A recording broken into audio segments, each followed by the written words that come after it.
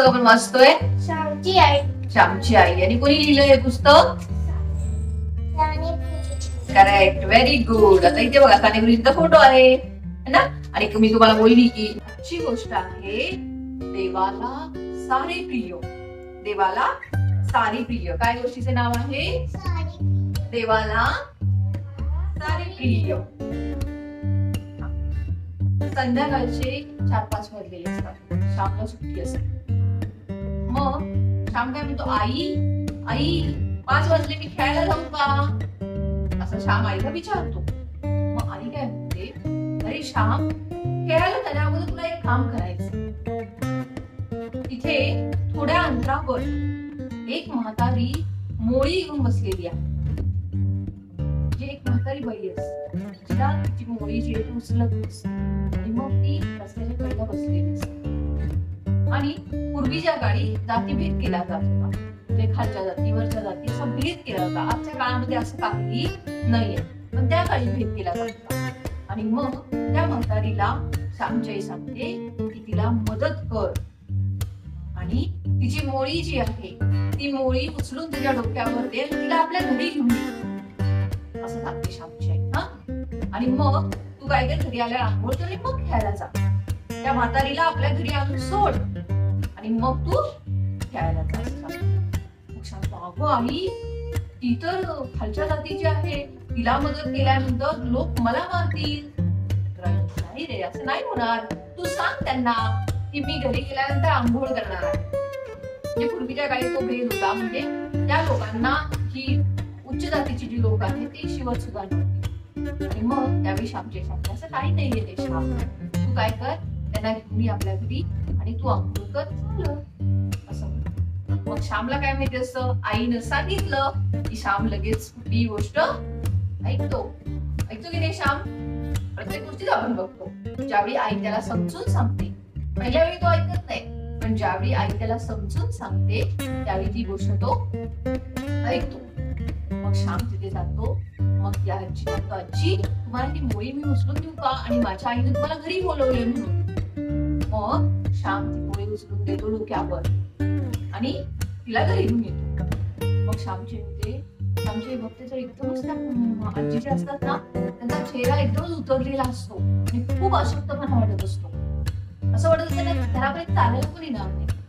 मग श्यामची आई काय करते, स्वतःच्या घरामध्ये जो भात बनवलेला आंबेची बनवलेली आहे, त्या म्हातारीला आजींना विचारते की आजी, तुम्हाला माझ्याकडे जी भात आंबी आहे ती तुम्हाला वाढू का? त्या म्हणतात, बरं होईल ग, देव तुझं बरं करू. आजी काय म्हणतात, देव तुझं बरं करू. ते त्यांना काय झालेलं असतं, भूक लागलेली असते त्या आजींना. मग श्यामच्या आईला काय म्हणतात की वाडा म्हणून जेवण. असं झालं. मग श्यामच्या आई म्हणते, घरामध्ये जो काही भात बनवलेला असतो तो त्या आजीला खायला. आणि मग ज्यावेळी श्याम त्या आजीला आणायला जातो त्यावेळी लगेच कुठली दुसरी माणसं येतात, काय श्याम, इंग्लिश शाळेमध्ये शिकायला लागलास का? ते त्या म्हाताऱ्या बाईला स्पर्श करतोयस म्हणून. श्याम लगेच आईने सांगितल्याप्रमाणे म्हणतो की मी जरी स्पर्श केला तरी मी घरी जाऊन काय करणार आहे, आंघोळ करणार आहे. मग नंतर श्याम आईला प्रश्न विचारतो, आई, मी ज्यावेळी त्यांना मदत करायला गेलो त्यावेळी लोकांनी मला विरोध का केला? त्यावेळी श्यामची आई सांगते की हा जो भेद आहे तो भेद चालत आलेला आहे आणि आपल्याला या समाजामध्ये राहायचंय ना, तर आपण काय करायचं, आपण मदत करायची, पण आपण त्यांना घरी आल्यानंतर आंघोळ करायची. का करायची? ती लोक वाईट आहे, त्यांचा स्पर्श वाईट आहे म्हणून नाही. श्यामची आई म्हणते, आपल्याला या समाजामध्ये राहायचंय ना, मग त्यांच्या ज्या पद्धती असतील ती पद्धत म्हणून आपण आंघोळ करायची. मग श्याम म्हणतो, या बाई, परवा मी खऱ्यांच्या जेवायला गेलो होतो, काही कार्यक्रम होता, लग्न होतो, आणि त्यावेळी काय झालं, आम्ही सगळे जेवायला बसलो पंक्तीला आणि एक म्हातारी बाई आली की मला पण काहीतरी वाढा म्हणून. तर ती तसं म्हटल्यानंतर तिथल्या लग्न जिथे चालू होतं त्या लोकांनी तिला एवढे बोल लावले, अगं तुला काय आत्ताच यायला मिळालं का? तशी पहिली पंगत बसलीये, सगळ्यांची जेवण झाल्यानंतर मग तू ये, असं जोरात ओरडतो एक माणूस. नाहीतर तुला चप्पल नाही मारेल असं बोलतो. श्याम म्हणतो, आई, या लोकांना असं कसं ही लोक बोलू शकतात?